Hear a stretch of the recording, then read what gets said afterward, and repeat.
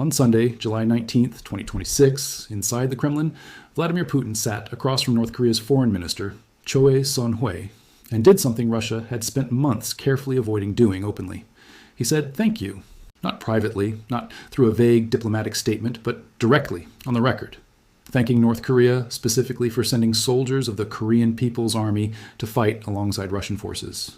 According to South Korea's National Intelligence Service, roughly 15,000 North Korean troops were deployed to Russia's Kursk region to help repel a major Ukrainian incursion, and an estimated 2,000 of them never made it home. For analysts who've been tracking the Russia-North Korea relationship closely, the most significant part of this meeting wasn't really what Putin said. It was that he said it publicly at all. Today, we're breaking down exactly what happened in this Kremlin meeting, why Russia spent so long refusing to officially confirm what everyone already knew was happening, what this new, openly acknowledged alliance actually means going forward, and why one South Korean ministry is now watching closely for signs that Kim Jong Un himself could be preparing to visit Moscow. Stay to the end, because the quiet symbolism buried inside this single diplomatic meeting may end up telling us more about where this war is headed than any battlefield update could. Let's start with exactly what Putin said, because the specific wording matters here. According to Russia's state-run TASS news agency, Putin told Choe directly that he wanted to once again express gratitude for North Korea's support of what Moscow continues to call its special military operation, and specifically for the decision to send soldiers of the Korean People's Army to participate in what Russia describes as the liberation of the Kursk region. He went further than a simple statement of thanks. According to Aksar.as, citing TASS, Putin said the valor, courage, bravery, and heroism of North Korean soldiers had been recognized with actual state awards from the Russian Federation, and added a direct, personal commitment. "We will never forget their feat," he said. "We will honor the Korean heroes alongside our own compatriots." That's a remarkably direct statement for a Russian president to make about foreign troops fighting on Russian soil, treating North Korean soldiers not as a quiet, unofficial favor, but as decorated heroes standing shoulder to shoulder with Russia's own fallen. Choe Son Hui's response was equally significant in its own way. According to reporting, she reaffirmed Pyongyang's commitment to the strategic partnership with Moscow during the meeting, and relayed a message directly from Kim Jong Un himself, stating that deepening ties with Russia across all areas remains North Korea's core strategic goal. That's not the language of a country that views this relationship as a temporary transactional arrangement, tied narrowly to one specific battlefield emergency. It's the language of a government explicitly signaling that its alignment with Moscow is meant to be lasting and comprehensive, not limited to the specific circumstances that originally triggered troop deployment back in 2024. Now, let's rewind and explain exactly how North Korean troops ended up fighting inside Russia in the first place, because the origin story here matters for understanding why this relationship has evolved the way it has. Ukrainian forces launched a major cross-border incursion into Russia's Kursk region back in August 2024, seizing and holding substantial pockets of Russian territory for months, an embarrassing and genuinely serious battlefield development for Moscow. In response, under the terms of a mutual defense pact known as the Comprehensive Strategic Partnership Treaty, signed by Putin and Kim Jong Un back in June 2024, North Korea deployed soldiers from the Korean People's Army, specifically to help Russian forces repel that Ukrainian incursion and retake the lost territory. The treaty itself is worth understanding clearly, because it isn't a vague, symbolic friendship agreement. It's a formal mutual defense pact, one that specifically obligates Moscow and Pyongyang to come to each other's defense in the event of aggression against either country, language that closely mirrors the kind of mutual defense clauses found in formal military alliances like NATO's own founding treaty. Let's talk about the numbers, because there's some genuine variation across different sources that's worth being transparent about, rather than picking one figure and presenting it as the single, undisputed truth. Reuters and Russia's own TASS agency have both reported the North Korean deployment at approximately 14,000 soldiers sent to fight alongside Russian forces in Kursk. Separately, South Korea's National Intelligence Service has offered a slightly higher estimate, putting the total closer to 15,000 troops deployed to assist Russian forces in the region. That same South Korean intelligence assessment estimated that roughly 2,000 of those North Korean soldiers have been killed since the deployment began, a casualty rate that, if accurate, would represent something close to 1 in 7 of the deployed force killed in action. Neither Moscow nor Pyongyang has ever officially disclosed the actual scale of North Korean losses, meaning the 2,000 figure remains a South Korean intelligence estimate, rather than a number either government has confirmed directly. Here's where the story becomes genuinely interesting from a diplomatic and strategic perspective, because for a long stretch after this deployment actually began, both Russia and North Korea refused to even officially acknowledge it was happening.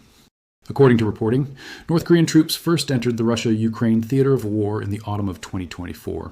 But that deployment was initially and explicitly denied by both Seoul and Pyongyang when it was first reported. It wasn't until April 2025, roughly 6 months after troops had actually been sent, that Moscow and Pyongyang finally jointly acknowledged the presence of North Korean troops in the conflict for the first time. That confirmation came through a wave of major outlets, including the New York Times, the Washington Post, NBC News, and the Wall Street Journal, all reporting essentially simultaneously that North Korea had finally confirmed its troops were fighting in Kursk, with Pyongyang itself publicly describing them as heroes for the first time.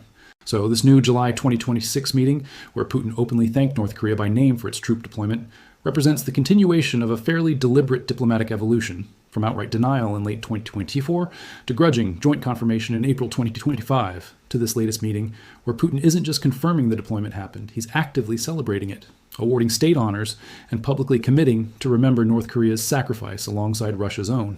One piece of analysis specifically zeroed in on why this particular shift matters so much diplomatically, beyond just the specific words Putin chose. According to that analysis, an unsolicited public expression of gratitude from a dominant power to what had previously been treated as a more subordinate partner functions, as more than just politeness. It functions as a commitment, a formal acknowledgement that a favor was done and will be remembered and reciprocated. By moving from the earlier period of what the same analysis described as studied ambiguity, where Russia avoided officially confirming this military partnership existed at all, into openly and warmly thanking North Korea on the record, Russia is signaling something structurally different about how it now treats this relationship. It's no longer being handled as a quiet, deniable arrangement. It's being treated openly and publicly as an active military alliance. Let's talk about what North Korea has actually contributed to Russia's war effort beyond just the troop deployment itself, because the relationship goes well beyond soldiers on the ground in Kursk. According to reporting, Pyongyang has also shipped thousands of containers of munitions to Russia throughout this period, supplying artillery shells, rockets, and other military hardware that has reportedly helped Russia sustain its own ammunition-intensive war effort against Ukraine at a moment when Russia's own domestic production and existing stockpiles had come under significant strain from years of sustained fighting. That munitions pipeline, combined with the direct troop deployment, represents a genuinely substantial North Korean contribution to Russia's overall capacity to continue fighting this war. Not a minor, symbolic gesture of solidarity. There's also an emotionally significant domestic dimension to this story that's worth understanding, because North Korea itself has been actively working to shape how its own population understands this deployment and its costs. In April 2026, North Korea held a formal ceremony unveiling a memorial specifically honoring troops who had been dispatched to fight for Russia and Ukraine. During that ceremony, Kim Jong Un reportedly pledged continued support for Moscow, explicitly describing the broader conflict as, in his words, a sacred war. That kind of formal memorial and elevated rhetorical framing suggests North Korea's own government isn't treating these deployed troops, or their casualties, as a quiet, embarrassing cost to be minimized domestically.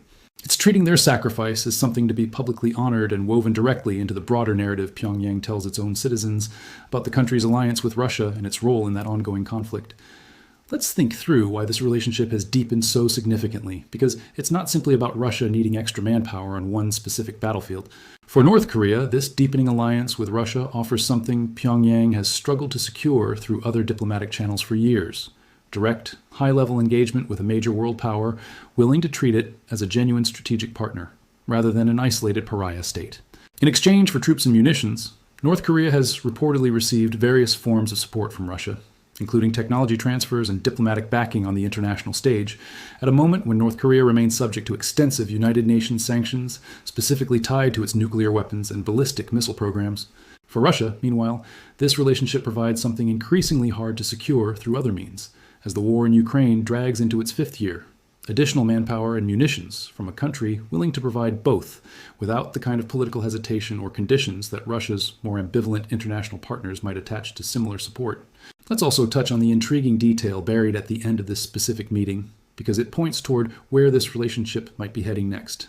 According to reporting, Choe Son Hui's visit to Moscow wasn't tied to any specific anniversary or major political event on the calendar, a detail that's prompted speculation among analysts that the visit could actually be laying the diplomatic groundwork for an eventual visit to Russia by Kim Jong Un himself. South Korea's unification ministry, when asked directly about that possibility, offered a notably cautious, non-committal response, with a ministry spokesperson stating plainly that nothing has been made public yet, and that officials would continue monitoring the situation closely.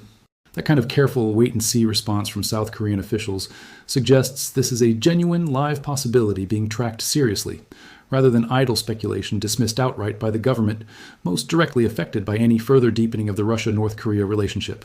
Let's put this into the broader context of what's actually happened between Russia and North Korea since Russia's full-scale invasion of Ukraine began back in 2022, because this relationship has evolved dramatically over the past several years. According to reporting, Moscow and Pyongyang have deepened their ties consistently since 2022, moving from a relationship that had been relatively limited and cautious for years into what's now become one of North Korea's most significant and active foreign partnerships. The formal signing of the Comprehensive Strategic Partnership Treaty in June 2024 marked a clear turning point, establishing the legal and diplomatic framework that would ultimately justify the troop deployment that followed just months later. In this latest July 2026 meeting, with its open, celebratory public thanks and talk of permanent, comprehensive strategic alignment, suggests the relationship has continued to deepen well beyond what that original 2024 treaty may have initially anticipated, evolving from a defensive pact triggered by a specific battlefield emergency into what increasingly looks like a broader, more durable strategic alliance between the two governments. Let's be honest about what remains uncertain here too, because a story built on diplomatic statements and intelligence estimates inevitably comes with real limits on what can be confirmed with full certainty. The exact number of North Korean troops deployed, whether it's closer to the 14,000 figure cited by Reuters and TASS, or the roughly 15,000 estimate from South Korea's National Intelligence Service, hasn't been definitively settled by either government directly. The casualty figure of roughly 2,000 killed remains a South Korean intelligence estimate, not an official confirmation from either Moscow or Pyongyang, both of which have never officially disclosed the actual scale of North Korean losses in this conflict. And whether Choe's visit genuinely represents groundwork for a future Kim Jong Un trip to Moscow, or simply reflects routine, ongoing diplomatic engagement between two increasingly aligned governments, remains speculative, based on analyst interpretation rather than any confirmed itinerary or announcement from either government. Let's talk about what this means for the broader trajectory of the war in Ukraine going forward, because a more openly acknowledged, actively celebrated Russia-North Korea alliance carries real implications beyond just symbolic diplomacy. If this relationship continues deepening along the trajectory suggested by this latest meeting, it raises the possibility of even more substantial North Korean military support going forward, whether that means additional troop deployments beyond the current commitment, expanded munitions shipments, or deeper technological cooperation between the two militaries. It also signals something important about how sustainable Russia's own domestic manpower and munitions production has proven to be after more than 4 years of continuous, high-intensity warfare. If Moscow continues relying on and publicly celebrating foreign troop contributions from a partner like North Korea, that in itself suggests Russia's own internal capacity to sustain this war through domestic resources alone remains genuinely strained. Strained enough that maintaining and deepening this specific foreign alliance has become a strategic priority worth this level of open, public diplomatic investment. It's worth adding some historical depth here, because the Russia-North Korea relationship didn't emerge out of nowhere in 2022. The Soviet Union played a foundational role in North Korea's very creation, backing Kim Il-sung's government in the years following the Korean War and providing extensive military and economic support throughout the Cold War. That relationship cooled considerably after the collapse of the Soviet Union in 1991, as newly independent Russia focused its diplomatic energy elsewhere, and North Korea increasingly turned toward China as its primary economic and diplomatic patron instead. For roughly 3 decades, the Russia-North Korea relationship existed in a kind of dormant state, historically significant but not particularly active on the world stage.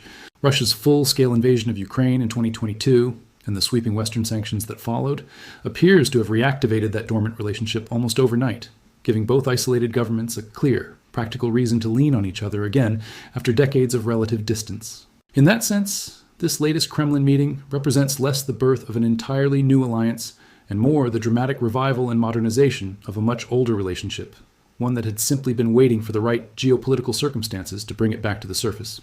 It's also worth contrasting North Korea's approach to this war with the far more cautious posture maintained by Russia's other major partner, China, because the difference is genuinely striking. While China has continued purchasing large volumes of discounted Russian oil and has provided various forms of economic support throughout the conflict, Beijing has consistently and deliberately avoided the kind of direct military involvement North Korea has now openly embraced: no confirmed Chinese troop deployments, no formal defense pact obligating mutual military support, and none of the same open, celebratory public rhetoric Putin used in this specific meeting with North Korea's foreign minister. That contrast highlights just how far Pyongyang has been willing to go compared to Moscow's other major international partners. North Korea isn't just quietly supporting Russia's war effort from the sidelines. It's the only major partner that's actually put its own soldiers directly into combat on Russian soil, taken real, substantial casualties doing so, and now stands as the one relationship Putin is willing to publicly, warmly celebrate, rather than treat with the same careful diplomatic distance he maintains with Beijing.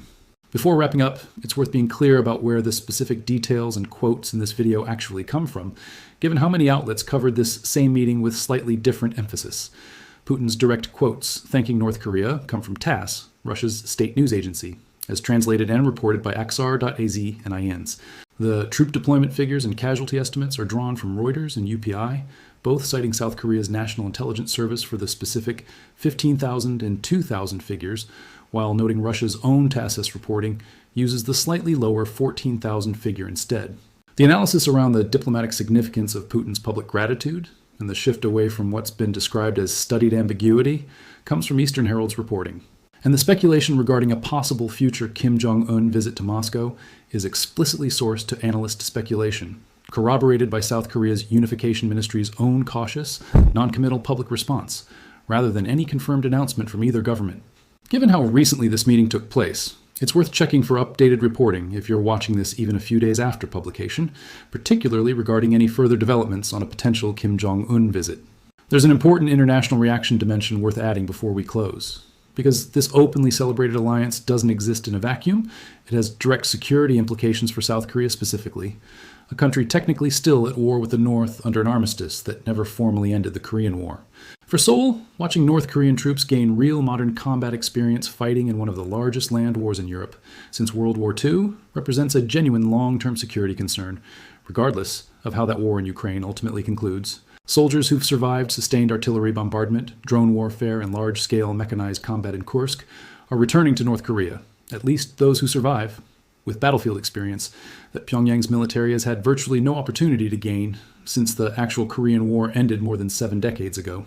That's part of why South Korea's intelligence services have been tracking this deployment so closely from the very beginning, and why the Unification Ministry's careful, watchful response to questions about a possible Kim Jong Un visit reflects genuine, ongoing concern rather than simple diplomatic formality. For the United States and Ukraine's other Western allies, this openly acknowledged alliance carries its own set of implications worth considering. As long as Russia and North Korea maintained even a degree of official ambiguity around this military partnership, there remained at least some diplomatic space for treating it as a deniable, informal arrangement rather than a fully realized alliance between two sanctioned, internationally isolated governments. Putin's decision to move past that ambiguity entirely, awarding state honors and publicly committing to remember North Korean sacrifice alongside Russia's own, removes that diplomatic cushion. It forces Western governments to reckon directly with the reality that Russia's war in Ukraine is now being sustained, in part, by an openly acknowledged foreign alliance involving thousands of foreign troops and thousands of tons of foreign munitions, a reality that complicates any future diplomatic effort to isolate Russia internationally, given that North Korea has now demonstrated, and Russia has now publicly celebrated, a level of committed military cooperation that goes well beyond what most of Russia's other international partners have been willing to openly provide. Let's go back to where we started. Inside the Kremlin, on a Sunday in July 2026, Vladimir Putin looked North Korea's foreign minister in the eye and said, "Thank you, on the record, for 15,000 soldiers, roughly 2,000 of whom, according to South Korean intelligence, never made it home." That single moment of open gratitude closes the door on what analysts had been calling a period of studied ambiguity. Years of Russia quietly benefiting from North Korean support, while carefully avoiding official confirmation that any of it was actually happening. Now, Russia isn't just confirming this alliance exists. It's awarding North Korean soldiers state honors, promising to remember their sacrifice alongside its own citizens, and receiving direct messages from Kim Jong Un himself describing deeper ties with Moscow as a permanent strategic goal. Whether this eventually leads to Kim Jong Un standing in Moscow himself, or whether it remains, for now, a relationship conducted through foreign ministers and formal diplomatic statements, one thing has clearly changed. Russia and North Korea are no longer pretending this alliance doesn't exist. Thank you for watching. If this breakdown helped you understand exactly why this meeting matters so much beyond the simple headline, make sure to like the video and drop a comment letting us know what stood out most. Whether it's the shift from denial to open celebration, the estimated 2,000 North Korean casualties, or the speculation around a possible future Kim Jong Un visit to Moscow. Subscribe if you want to keep tracking how this alliance continues to evolve, because based on the pattern of the last 2 years, this relationship shows no signs of slowing down.